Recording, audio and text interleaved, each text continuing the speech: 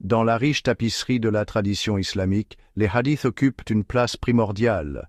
Ils sont considérés comme les fils mêmes qui tissent les enseignements du Coran avec les réalités de la vie quotidienne. Les musulmans se tournent vers ces narrations, ces précieux récits des paroles et des actes du prophète Mahomet, pour obtenir des conseils sur un large éventail de sujets.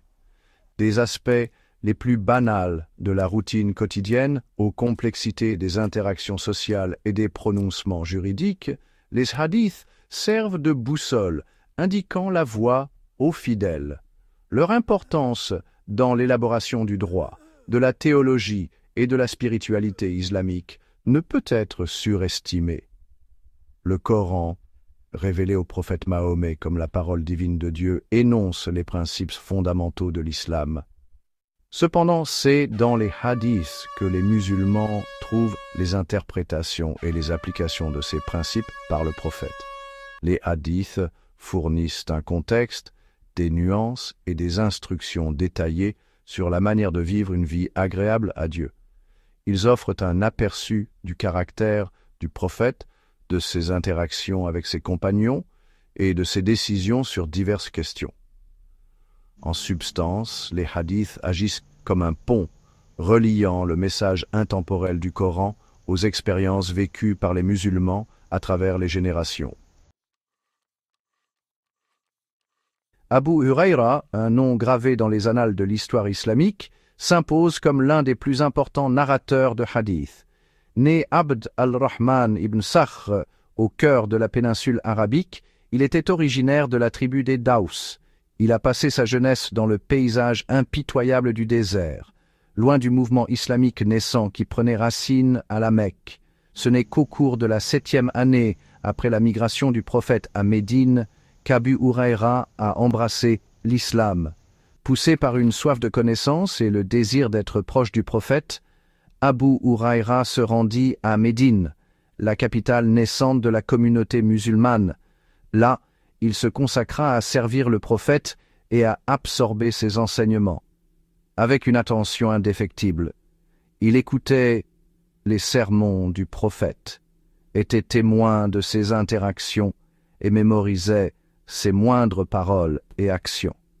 La mémoire vive d'Abu Huraira et sa dévotion indéfectible ont fait de lui un réceptacle pour la transmission de la sunna du prophète, son mode de vie exemplaire. Parmi les compagnons du prophète, Abu Huraira se distingue par le nombre impressionnant de hadiths qui lui sont attribués. Alors que d'autres compagnons ont transmis des centaines de narrations, Abu Huraira est crédité de la transmission de milliers d'entre elles. Ce nombre remarquable a cimenté son héritage en tant que figure centrale de la préservation de la sunna du prophète. Ses contributions aux 6 recueils canoniques de hadiths, considérés par les musulmans sunnites comme les compilations les plus authentiques, sont sans précédent. La quantité même de hadiths attribués à Abu Huraira a inévitablement suscité le débat et l'examen minutieux des érudits. Certains considèrent son vaste répertoire comme un témoignage de son dévouement indéfectible, de sa mémoire photographique et de sa position privilégiée de proche compagnon du prophète. Ils font valoir que son rôle ultérieur d'enseignant et de juge dans l'Empire islamique a encore renforcé son statut de source fiable de transmission des hadiths. D'autres, cependant, ont soulevé des questions quant à l'authenticité d'un si grand nombre de narrations émanant d'un seul individu. Malgré sa position dominante dans la transmission des hadiths, l'héritage d'Abu Huraira n'a pas été sans controverse. Au fil des siècles, des murmures de doute et des accusations de fabrication ont jeté une ombre sur sa réputation. Les critiques soulignent le nombre important de hadiths qui lui sont attribués, arguant qu'il est statistiquement improbable qu'un seul individu ait mémorisé un si grand nombre de narrations avec une exactitude parfaite.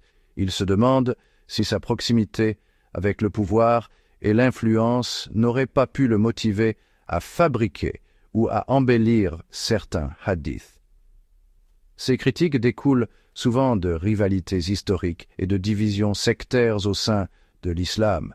Du vivant d'Abu Hurayra, la communauté musulmane était aux prises avec les conséquences de la mort du prophète et la question de sa succession. Des divergences politiques et théologiques sont apparues, conduisant à la formation de diverses factions. Dans ce climat d'incertitude et de discorde, les liens étroits d'Abu Hurayra avec certaines figures et son rôle dans la promotion de leur point de vue ont fait de lui une cible de critique de la part des groupes adverses. Les accusations les plus graves portées contre Abu Hurayra sont celles de fabrication délibérée. Les critiques allèguent qu'il aurait pu inventer certains hadiths pour faire avancer des programmes politiques particuliers ou pour s'attirer les faveurs des personnes au pouvoir. Ils soulignent des cas où des hadiths qui lui sont attribués semblent contredire le Coran ou d'autres hadiths bien établis. Ces divergences, affirme-t-il, soulèvent des doutes sur l'authenticité de certaines de ces narrations. Un exemple cité par les critiques est un hadith dans lequel Abu Hurayra rapporte que le prophète a dit que celui qui attribue intentionnellement un mensonge à moi prépare sa place dans le feu. Ce hadith, affirme-t-il, sert ses propres intérêts et vise à faire taire toute remise en question de ces narrations.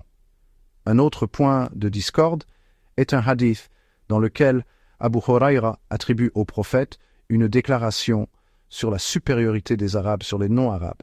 Cette narration, soutiennent les critiques, contredit l'accent mis par le Coran sur l'égalité de tous les croyants, quelle que soit leur race ou leur origine ethnique. Aux controverses entourant les narrations d'Abu Hurayra s'ajoutent des cas où ces hadiths semblent se contredire ou contredire des faits historiques établis. Ces divergences, selon les critiques, soulèvent d'autres questions quant à sa fiabilité en tant que transmetteur de la sunna du prophète. Il suggère que le fait qu'il se soit fié à sa mémoire plutôt qu'à des documents écrits a pu entraîner des inexactitudes ou des embellissements dans ses narrations. Par exemple, il existe des récits contradictoires attribués à Abu Hurayra concernant la position du prophète sur le fait d'essuyer ses chaussettes en cuir pendant les ablutions rituelles. Dans une narration, il rapporte que le prophète l'autorisait, tandis que dans une autre, il rapporte qu'il l'interdisait. Cette incohérence a conduit à des opinions divergentes parmi les juristes islamiques concernant la permission de cette pratique. Alors que certains érudits attribuant ces divergences aux complexités de la transmission des hadiths ou à des chaînes de narration différentes, d'autres les considèrent comme des preuves de fabrication ou d'erreur. Les controverses entourant les hadiths d'Abu Hurayra ont sans aucun doute marqué son héritage. Si ses contributions à la préservation de la sunna du prophète sont indéniables, sa réputation reste un sujet de débat et d'examen minutieux. Certains érudits continuent de défendre son intégrité et l'authenticité de ses narrations, attribuant toute divergence aux complexités de la transmission orale ou au climat politique de son époque. D'autres, cependant, restent sceptiques et recommandent la prudence avant d'accepter toutes ces narrations sans examen critique. Les débats entourant les hadiths d'Abu Hurayra soulignent l'importance d'une érudition rigoureuse et d'une analyse critique dans l'étude de la tradition islamique. Ils nous rappellent que même les figures les plus vénérées de l'histoire islamique ne sont pas à l'abri de l'erreur humaine ou de l'influence de leurs contextes sociaux et politiques. En fin de compte, il appartient aux érudits qualifiés et aux individus d'aborder ces narrations avec discernement, en tenant compte de leur contexte historique, de leur chaîne de transmission et de leur cohérence avec le Coran et d'autres hadiths établis.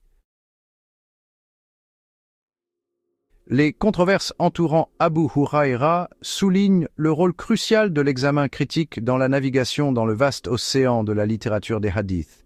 Si les hadiths, dans leur ensemble, sont considérés comme une source essentielle de la guidance islamique, il est essentiel d'aborder les narrations individuelles avec un œil critique. L'acceptation aveugle, sans diligence raisonnable, peut conduire à des interprétations erronées, à une mauvaise application de la loi islamique et à la perpétuation d'enseignements potentiellement non authentiques. La science de la critique des hadiths, développée par les premiers érudits musulmans, fournit un cadre pour évaluer l'authenticité et la fiabilité des narrations individuelles.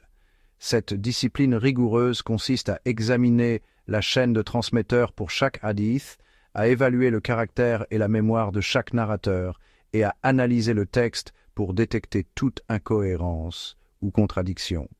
En appliquant ces outils critiques, les érudits s'efforcent de séparer le bon grain de l'ivraie, en identifiant les hadiths qui peuvent être considérés comme des sources fiables de la sunna du prophète.